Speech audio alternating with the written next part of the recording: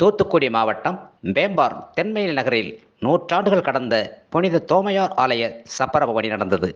கடந்த 12ஆம் தேதி கொடியேற்றத்துடன் ஆலய திருவிழா தொடங்கியது. திருவிழா நாட்களில் ஒவ்வொரு நாளும் சிறப்பு திருப்பலி நடந்தது. ஒவ்வொரு நாளும் விளாத்திக்குளம், தூத்துக்குடி உள்ளிட்ட பகுதிகளிலிருந்து வந்திருந்த பங்கு தந்தையர்கள் திருப்பலியுடன் நற்கருணை ஆசீர் மற்றும் மறையுரை வழங்கினர்.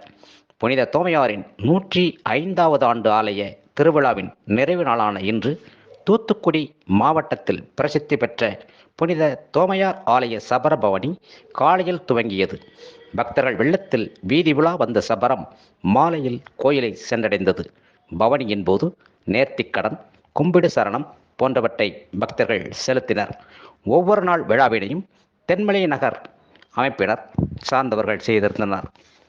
விழாவின் நிறைவு நாள் சப்பரபவனியில் தமிழகம் முழுவதிலுமிருந்து ஆயிரக்கணக்கான மக்கள்கள் கலந்து கொண்டனர். மக்கள் வெள்ளத்தில் மிதந்து வந்த சப்பரபவனியை ஆயிரக்கணக்கான மக்கள்கள் கலந்து கொண்டு சிறப்பித்தனர்.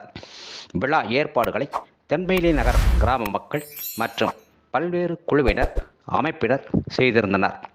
உயர்மை செய்திகளுக்காக தூத்துக்குடி மாவட்டம் வேம்பாரிலிருந்து